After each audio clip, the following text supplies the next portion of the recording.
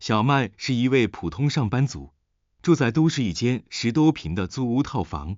某天，他决定大扫除，把满满的衣柜清出来。一开门，一叠叠衣服像山崩一样倾泻而下。他叹了口气，坐在地上，开始一件一件的翻。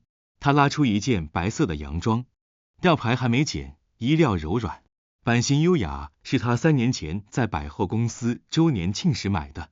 他当时告诉自己，等我瘦一点，升职了，有机会出席正式场合，我一定要穿这件。3年过去了，那天一直没来，他也从没再试穿那件洋装，因为每次照镜子都觉得还不够好，不够漂亮，不配穿这么美的衣服。他还找到一条从没用过的丝巾，淡蓝色的，配那件洋装刚刚好。买丝巾的时候，只是觉得这样的自己很有气质，但至今未出门使用过。他还找到了几件外套、几条裤子，2件明明不适合自己的风格，却硬是买下的衬衫，每一件都有一个共通点，他从来没穿过，却一直占据他的空间与内心。这一刻，他忽然明白了，他不是舍不得衣服，而是一直不愿承认那个理想中的自己，也许根本不是自己真正想成为的样子。他保留这些衣服，是因为不甘心，是因为不愿意放弃。如果我变得更好，就能穿得起这些美好的想象。但事实是，那些衣服没有让他变好，只让他更焦虑。他每天面对衣柜，第一眼看到的不是选择，而是压力。那些衣服像是一面镜子，提醒着他，你还不够好。于是他静静地看着这些从未出场的衣服，然后做了个决定，他把它们收进纸袋，打算隔天捐出去。他不再等那个理想中的自己出现，而是决定从当下的自己出发，去过真正适合自己的生活。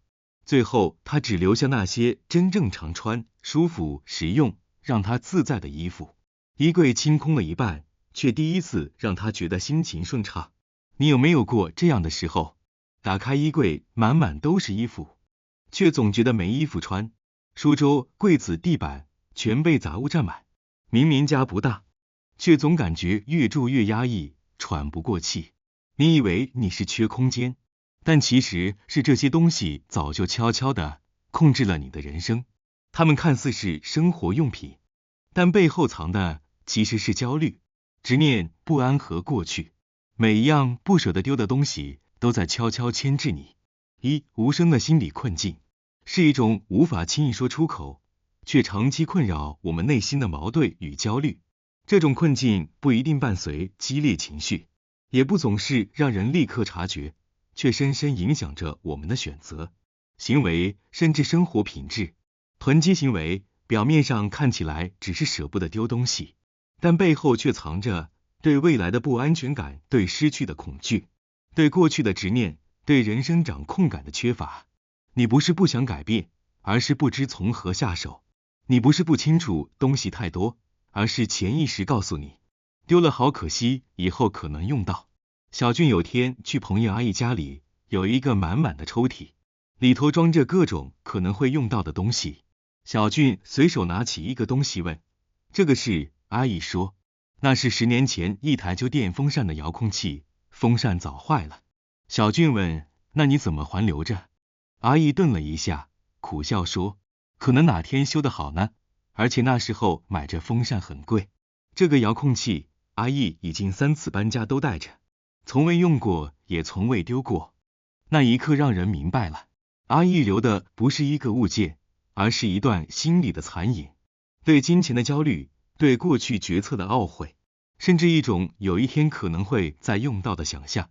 那是一段无声的心理困境，没有哭喊，没有情绪外显，但这小小的一个遥控器，就像一块沉重的石头压在他的生活里。因为我们的社会教会我们珍惜、储备、准备，却很少教我们放下和取舍。许多人其实不是不知道东西太多，而是害怕失去后找不回来的感觉。而这种无声的焦虑慢慢堆积成杂物，资讯过载，人际压力塞满了生活，也掏空了心灵。那些我们以为省住用的行为，往往最后只是在浪费空间，精神和时间。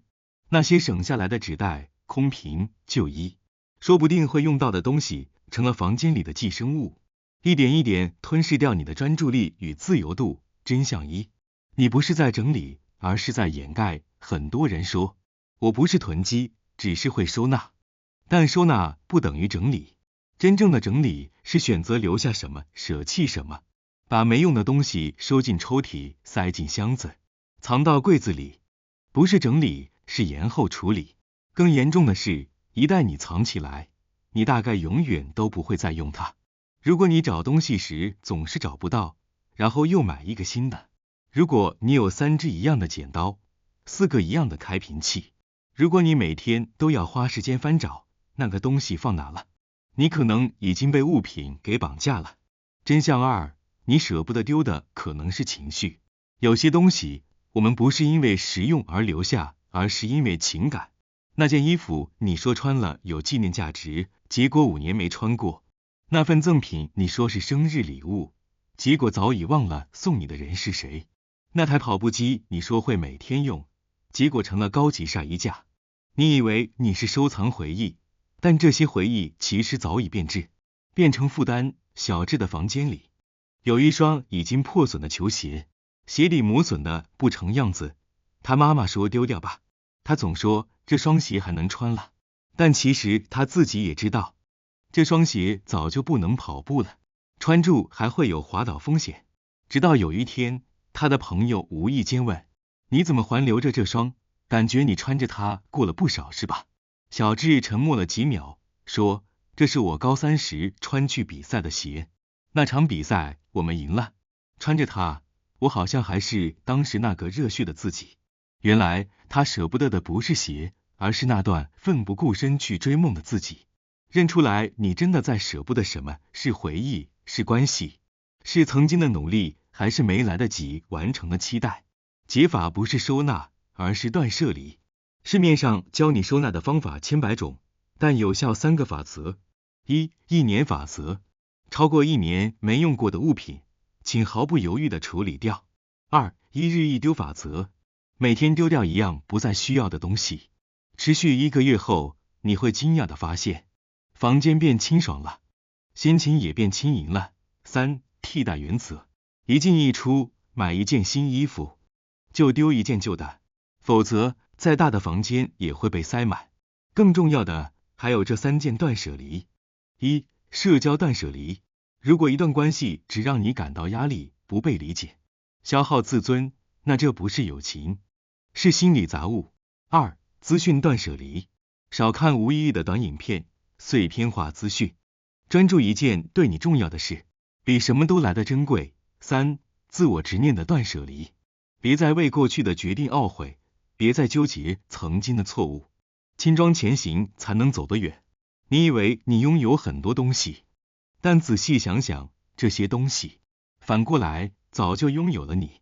每一样你舍不得丢的杂物，都在默默占据你的时间、情绪与空间，把你困在过去。